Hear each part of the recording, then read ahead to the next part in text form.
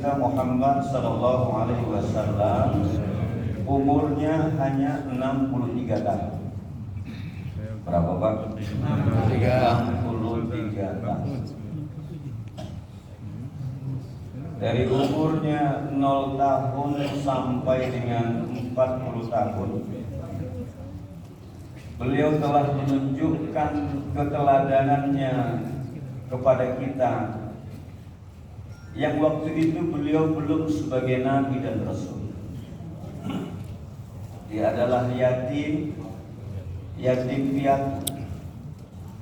Di usianya anak muda, baru umur 6 tahun, sudah tidak punya mak lagi. Jauh sebelum itu sudah tidak punya ayah lagi. Coba kita bayangkan Bapak Ibu sekalian, kita punya cucu, kita punya anak, umurnya 6 tahun, sudah tidak manggil mak, sudah nggak manggil ayah. Itulah baginda Rasulullah sallallahu alaihi wasallam. Oh, kalau tidak ada mak, tidak ada ayah, bisa ngomong kakek, opa, nenek. Tapi kakeknya Abdul Muthalib tidak lama, hanya 2 tahun setelah itu. Berarti usianya 8 tahun, sang kakek pun sudah tidak. Secara psikolog, anak yang ditinggal maknya, ditinggal ayah, ditinggal kakek, itu betul-betul tidak punya sesuatu pegangan. Tapi Nabi kita Muhammad sallallahu alaihi wasallam justru menunjukkan satu nilai dalam dirinya tentang kekuatan, ketabahan, keikhlasan, menunjukkan kepada kita umat Islam tidak boleh loyo, menunjukkan kepada kita tidak boleh berputus asa dari rahmat Allah. Siapa yang menjadi ayahnya waktu itu? Tersebutlah namanya Abi Thalib, orang tua dari Ali bin Abi Thalib, pamannya baginda Rasulullah sallallahu alaihi wasallam. Tapi anak muda yang menyaksikan tayangan ini, nabimu itu bukan nabi yang cengeng, bukan orang yang frustasi sebagaimana anak-anak sekarang dikit-dikit frustasi. Dia tunjukkan sebagai seorang pemuda di zaman itu, di usianya 17 tahun, dia telah menjadi owner, pemilik bisnis. Bapak, nabi kita itu entrepreneur, nabi kita itu pedagang, nabi kita itu kaya. Ini yang terkadang diasumsikan orang, nabi kita itu kere. No, 17 tahun umurnya dia telah menjadi seorang owner, pemilik bisnis. Sampai pada usianya 25 tahun, akhirnya dia persuntring mitra bisnisnya Ummi Khadijah sebagai istri. Ketika beliau meminang Ummi Khadijah, kira-kira berapa maharnya? Tak 100. Berapa? Sebutlah 50 ekor unta. Sebutlah 50 ekor unta. Kalau 1 ekor unta itu 50 juta dengan uang Indonesia, kira-kira kalau 50 ekor kali 50 juta berapa antum? 2,5 M. 2,5 miliar. Kira-kira anak kita ada nggak yang minang 2,5 miliar?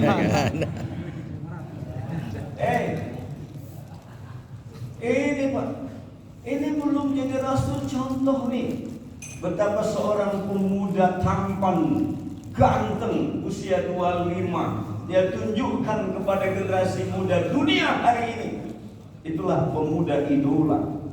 Dan alhamdulillah, Allahu Akbar, itu semua berlangsung dari usia 25 sampai usia 40. Dia tetap sebagai seorang pedagang yang sukses. Perdagangannya tidak hanya di Makkah, tapi sampai turun ke Gaza. Perdagangan Muhammad bin Abdullah itu ciri khasnya adalah seperti kita. Kalau berdagang ke Surabaya, barang di Jakarta tidak langsung ke Surabaya, tapi barang di Jakarta dia turunkan di Bandung, dia jual habis di Bandung. kemudian barang Bandung dia bawa ke Semarang. Sebelumnya habis di Semarang, barang Semarang dia beli, dia jual di Surabaya. Pun sebaliknya begitu, Surabaya dibeli dijual di Semarang. Semarang habis dijual lagi ke Bandung. Bandung habis baru dijual ke Jakarta. Kita bisa bayangkan berapa lama perjalanan bisnis itu dan berapa keuntungan yang dapat dari sistem bisnis yang dia buat. Saya ceramah begini karena saya tahu ketua pengajian suku entrepreneur. Ini kan orang entrepreneur semua ini, orang pedagang semua ini. Kalau bukan pedagang duduknya nggak begini. Kalau sudah duduknya S3, sandaran, selonjoran, terlagi sempoyongan. Karena ada masanya. Iya Pak. Itu beda pedagang dengan pegawai. Iya Pak. Kalau pegawai itu tangannya begini, dikit-dikit pegang begini. Siap Pak, siap Pak. Kalau pedagang apa? Dari 10 sahabat Rasul yang dijamin masuk surga, 8 diantaranya adalah pedagang. Halo? Ini kan punya rumah kontrakan semua nih. Iya. Dagang semua. Dagang. Iya. Ya toh, ada 10 pintu, 1 pintu untuk istri muda, yang 9 baru dikontrak.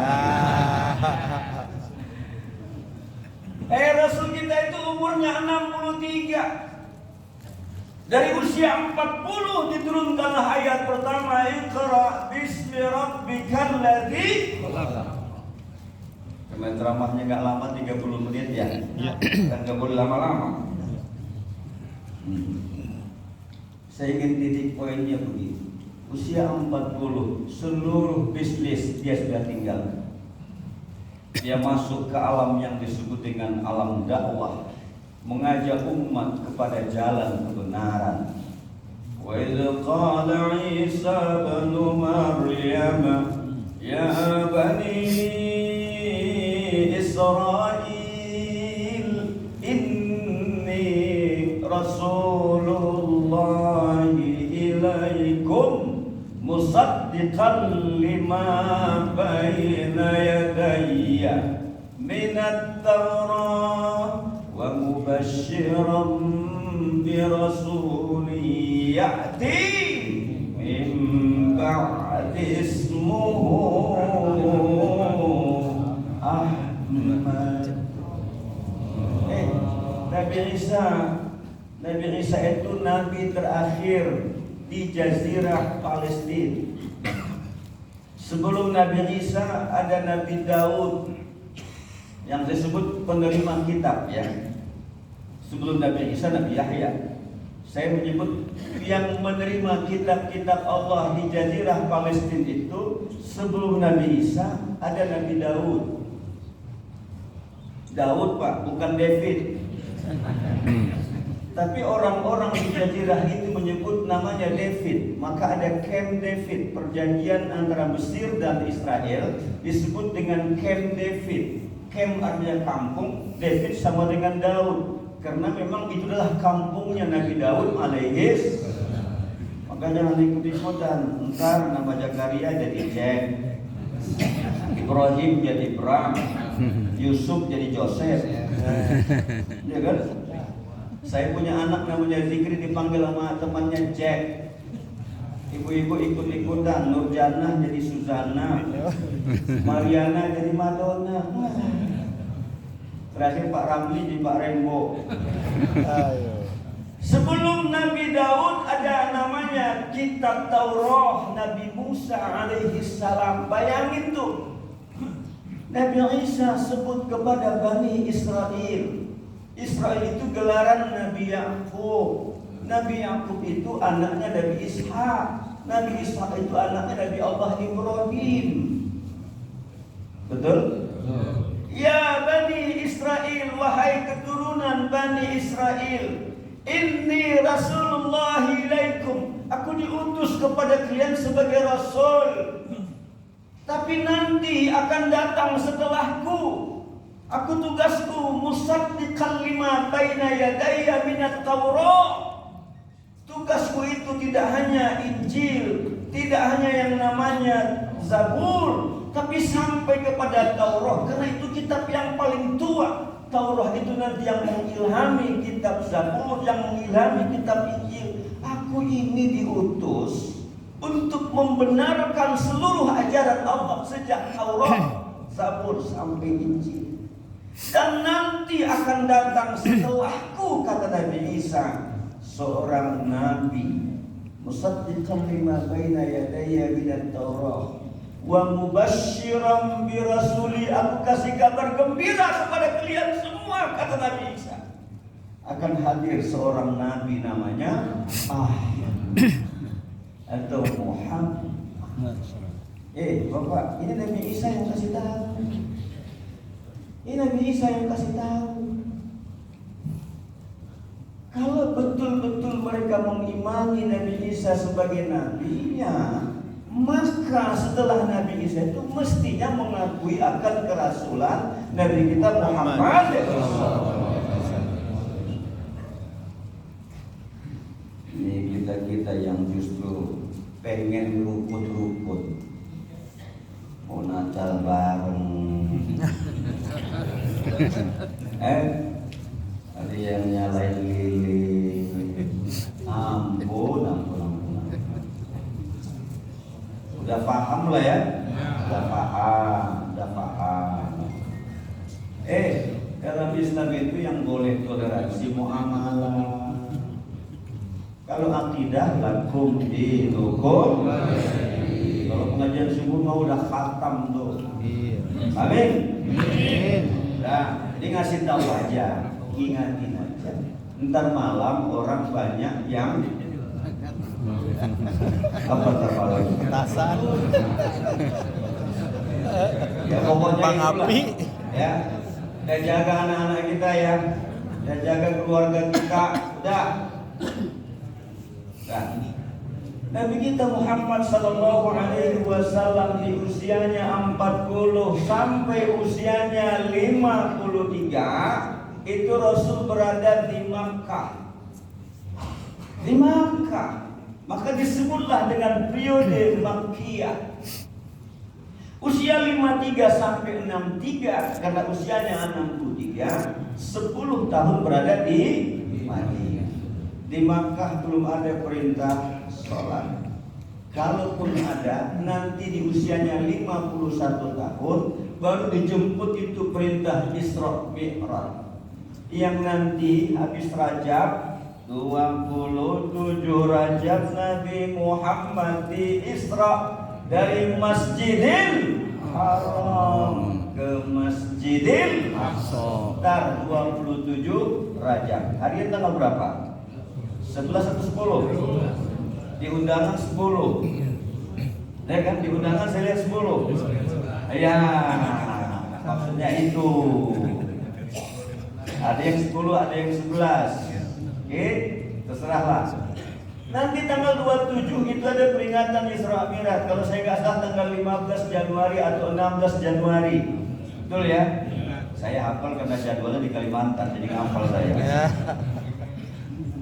Bapak Ibu sekalian, saudaraku, disitulah Rasul menjemput perintah salat, tapi pelaksanaan efektif dari ajaran salat itu ketika di Madinah. Maka dikenallah ayat ya ayyuhalladzina amanu idza nudiya lis-shalah min yaumil jumu'ah fas'au ila dzikrillah. Setiap ayat yang diturunkan dengan kata ya ayyuhalladzina amanu itu di Madinah. Maka nanti Bapak kalau umroh tanya mana Masjid Al-Jumu'ah. Itulah masjid tempat pertama dilaksanakannya salat Jumat. Jadi efektifnya itu setelah di Madinah. Belum ada perintah puasa. Perintah puasa itu turun setelah Rasul berangkat ke Madinah. Ya ayyuhalladzina amanu kutiba alaikumus syiyam. Itu terjadi setelah Rasul berada di Makkah 2 sampai 3 tahun di Madinah. Ketika sudah 2 tahun sampai 3 tahun di Madinah.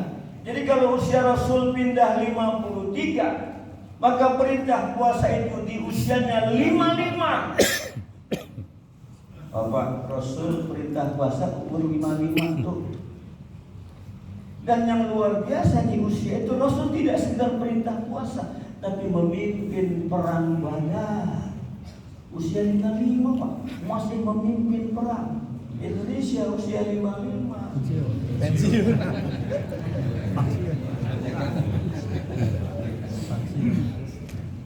Iya Pak.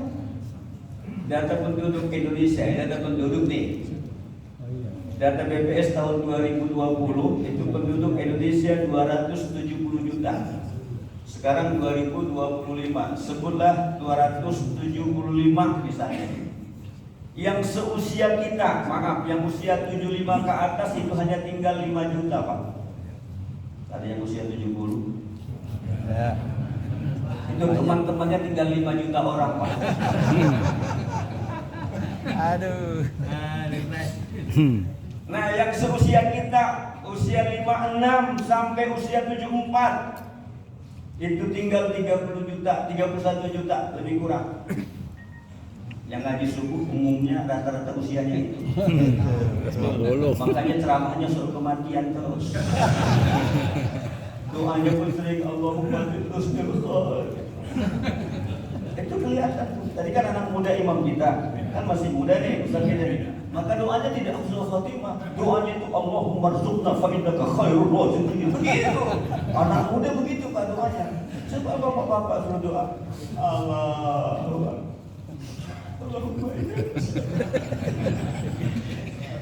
makanya memilih imam itu betul, yang gesit, yang azan yang gesit. Karena beda azan kakek dengan azan anak muda. Anak muda itu ada Allahu Akbar, Allahu Akbar, semangat Pak. Coba kalau kakek ya Allahu Akbar, ini bukan apa contohin aja. Kalau ada yang merasa memang begitulah kenyataannya. Iya Pak. Saya mau kasih tahu, dikasih tahu 2029 bukan gak mungkin orang muda yang jadi presiden. Hati-hati, hati-hati, ngasih tahu Pak. Pak Prabowo kan umur 27 Pak. Kalau 7 kan tinggal berapa orang kan? Cuma tinggal 5 juta Pak. Iya Pak.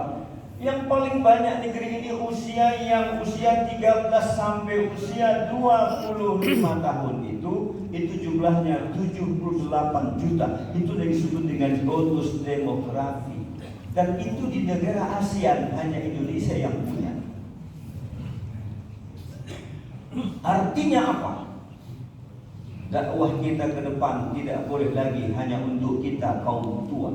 Karena tantangan kita ke depan adalah generasi muda kita yang seolah-olah kita anggap dia beragama Islam yang benar. Tapi hati-hati, mereka sangat rentan dengan godaan di sekitarnya. Apalagi di depan mereka tidak ditunjukkan keteladanan oleh pemimpinnya, keteladanan oleh kita sebagai orang tuanya. Maka mereka sekarang, sifatnya anak muda kita sekarang itu labil dan cepat bosan.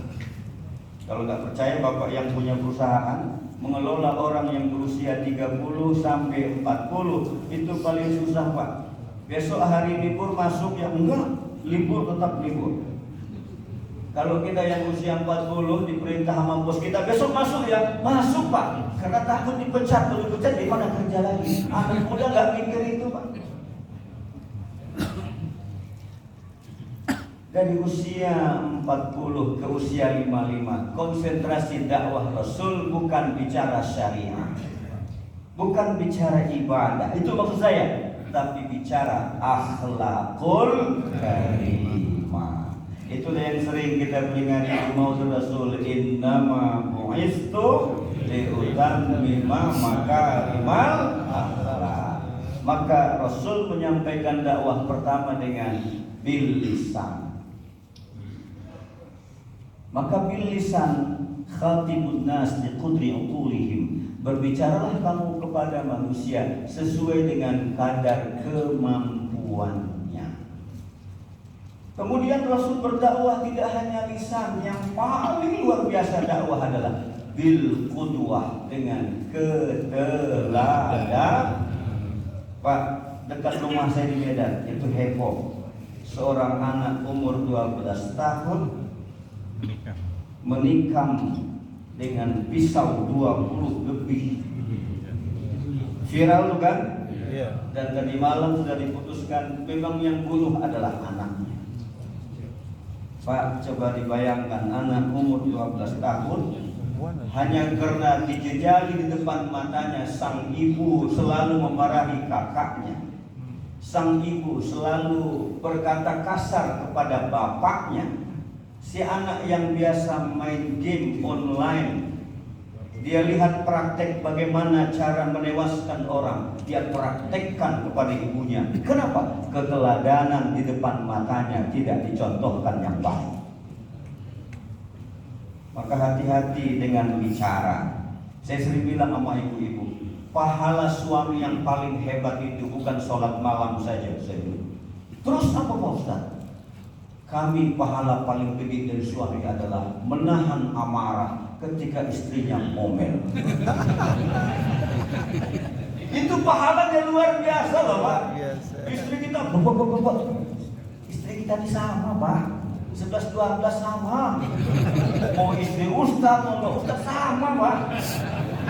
Kalau nggak dikasih uang dengan dikasih uang beda, dikasih uang dikit dia ngemil Pak, jajanan ngemil. Dikasih uang banyak ngemol. Kalau nggak dikasih uang sama Pak.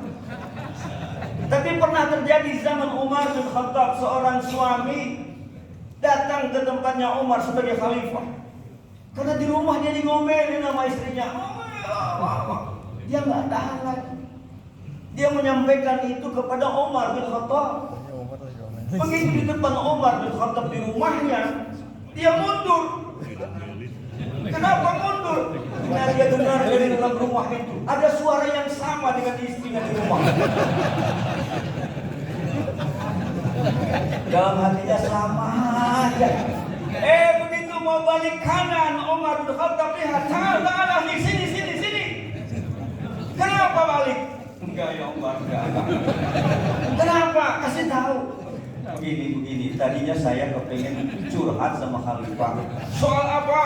Soal istri saya. Kenapa? Marah-marah di rumah. Terus kenapa balik kanan? Ternyata di rumah khalifah sama saya. Umar bilang begini, sini duduk. Saya memang sengaja mendiamkan itu, kata Umar. Kenapa khalifah? Saya mau tanya. Ini baju yang saya pakai, yang nyuci siapa? Istri khalifah. Tidak berapa lama lewat anak Umar. Ini anak yang lahirin siapa? Istri khalifah. Karena itulah saya nggak pernah marah sama istri saya. Kalau kita kan beda. Begitu marah-marah, cari istri baru, katanya gitu. Nah, ini kan karena pengajian laki semua. Ya saya tahu lah bapak ini rumahnya cuma satu kok. Ya satu di Jakarta, satu di Bogor. Depok. Dakwah Rasul itu akhlakul karimah. Inti dari akhlakul karimah itu keteladanan. Makanya ayatnya laqad kana lakum fi rasulillahi uswatun hasanah. Pernah pada suatu ketika ada orang Badui mau masuk Islam. Badui, bukan Badui Banten. Badui lah pokoknya. Nah itu orang Badui datang kepada baginda Rasul. Ngapain? Mau masuk Islam. Datang kepada Rasul, ya Rasulullah, saya mau memeluk Islam. Rasul bilang, ya silakanlah, itulah dialog. Tapi ada syaratnya ya Rasul. Coba tuh ada orang mau masuk Islam ada syarat. Yang ngasih syarat dia.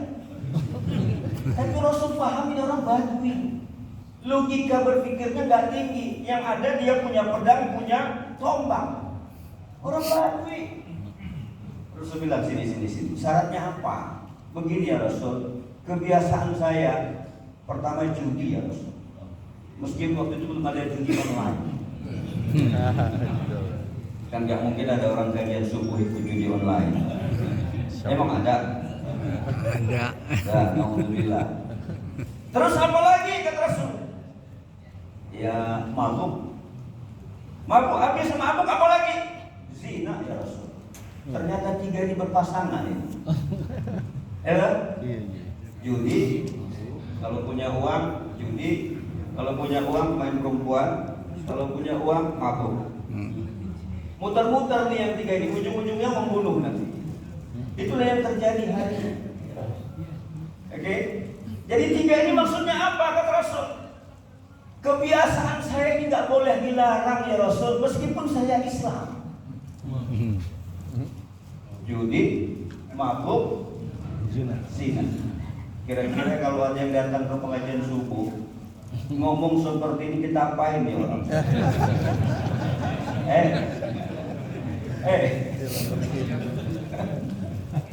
Itu langsung cabut gitu. Dan Rasul senyum aja, senyum. Kenapa? Khatibun nas bi qadri uqulihim. Rasul tahu yang dilawannya bicara itu orang yang memang kualifikasinya di bawah. Rasul sahabat, namanya Rasul. Senyum aja Rasul. Sini kalau begini. Kamu kan minta 3 tidak boleh dilarang. Ya, saya cuma 1 saja kata Rasul.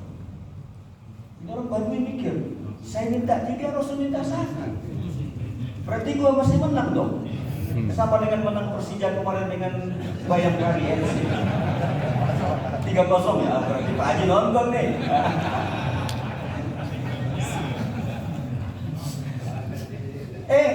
Ini orang Badui senang 3-1. Ya Rasul boleh. Apa itu kata orang Badui? Rasul bilang begini, kamu boleh Islam. 1 saja sendiri. Apa? La takdzib. Jangan pernah bohong. Ini soal ijazah aja panjang banget.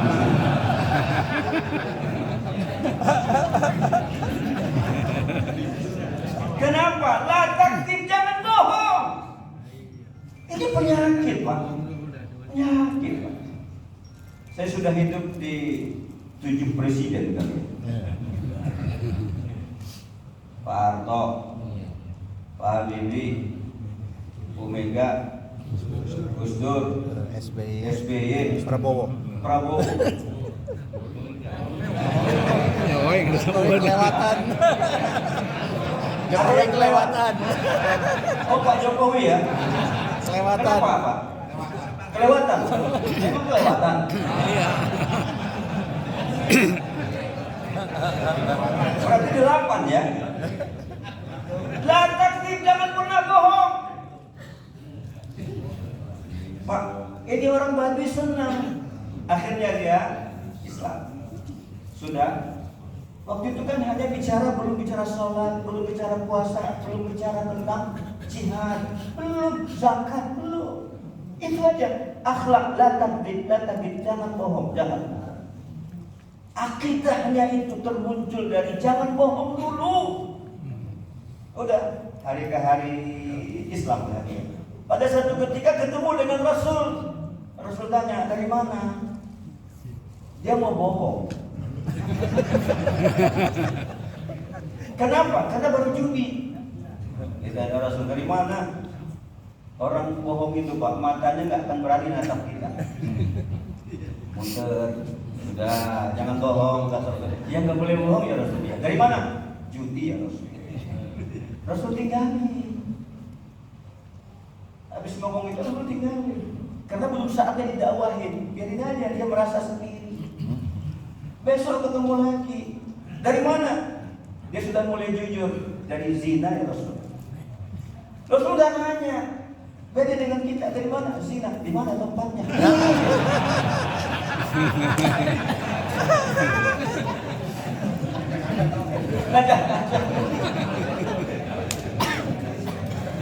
Hancur. Ini pengajian subuh. Rasul ngajarinya begitu. Sampai pada saat yang orang Badui, kalau melihat Rasul berpapasan, dia nunduk Pak. Karena dia takut untuk ditanyai. Jadi besok kalau ada yang diantara jemaah Pak Haji ketemu dengan kita duduk malu-malu, kita jarang datang kuliah subuh itu. Ada salah. Sampai pada satu ketika Rasul imam di depan, habis sholat seperti Pak Imam lihat ke belakang, Rasul lihat satu-satu, ternyata itu bagi udah sholat di belakang. Ini Madinah ini peristiwa. Rasul bilang, ih keren, bagi udah sholat nih. Ditanya, sini tangan, sini. Semakin dipanggil semakin nunduk. Dia takut kalau ditanyain di depan orang. Akhirnya Rasul paham, ini orang merasa takut ditanyain. Rasul berdiri dan Rasul datangin itu bagi di belakang. Makanya Bapak kalau sholat di belakang berarti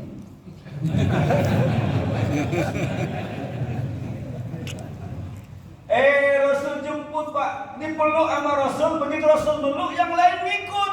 Ini orang baru bingung, gua kenapa dipeluk? Inilah dakwah. Kali besok ketua pengajian kalau lama jamaah nggak pernah datang, Bapak peluk aja. Kenapa? Rindu udah lama nggak ketemu. Itu dakwah kuduah yang luar biasa. Bapak Ibu sekalian, saudaraku sekalian, inilah baginda Rasul. Karena itu kita pun dengan anak, dengan keluarga, yuklah kita ayo. Qu anfusakum wa ahlikum. Tadi ayat dibaca imam kita. Ayat itu mengingatkan kita, ya ayyuhalladzina amanu taqullaha wal tanzur nafsum ma qaddamat lighad. Udah mau 30 menit. Setengah 6 tadi janjinya. Begitu Rasul pindah ke Madinah. Kalau dakwah di Makkah dengan lisan, dakwah dengan qudwah, konsentrasi dakwah adalah kaitan dengan akhlakul karimah.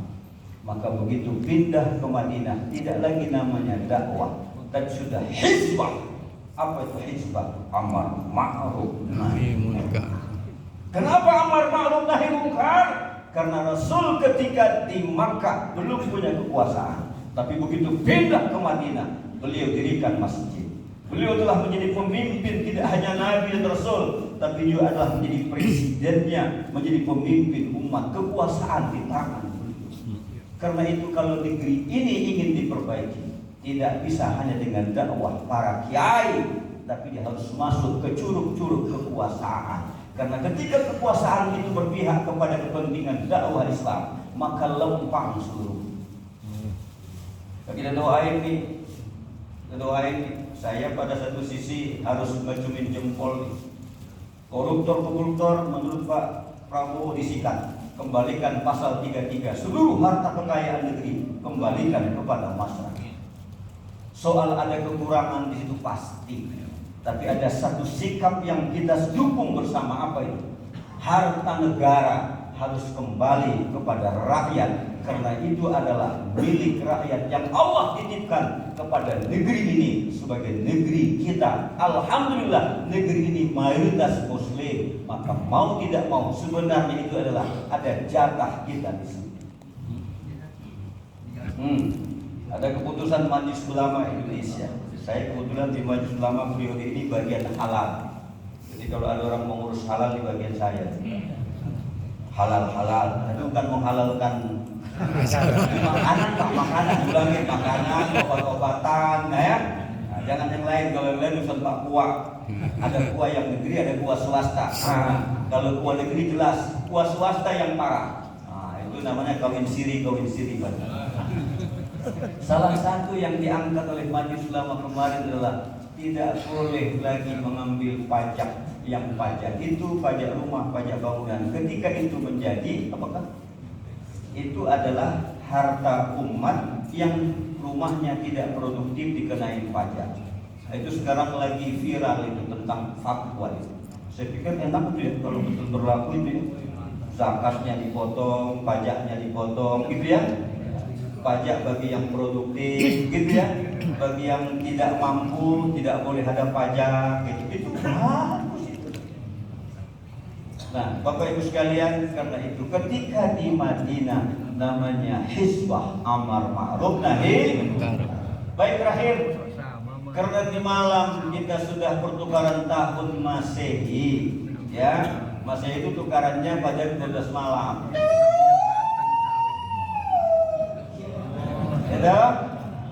Ada 5 pertanyaan untuk membuat kita dari ayatnya wattaqullah. Ayat itu 2 kali kalimat takwanya. Saya kutip pernyataan Imam Sayyid Qutb, pengarang tafsir Fi Zilalil Quran. Kalau kita ingin melihat tentang bagaimana ibadah kita hari-harian, ada 5 pertanyaan. Usia Rasul hanya 63 tadi ya. Abu Bakar usianya berapa? 63 itu. Umar bin Khattab 63 itu. Jadi hati-hati yang berusaha 63. Yang udah lewat aman. Yang udah lewat gak aman. Ya, itu malaikat udah mulai lupa-lupa itu alam ya.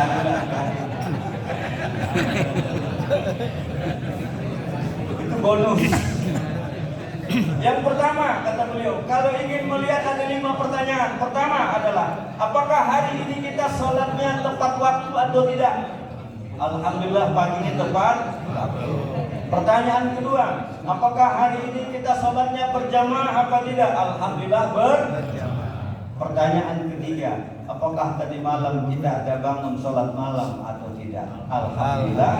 Orang pengajian subuh mah insya Allah, karena subuh jam 4 berapa tadi? 10 11 19 kita jam 4 udah bangun maksimal, berarti masih bisa sholat malam. Tidak bisa 2 rakaat, 4 rakaat.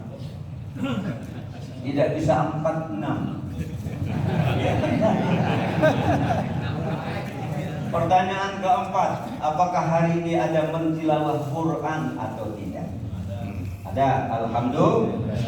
Ini sudah mulai nih, biasa rajab sudah mulai khatamnya ini.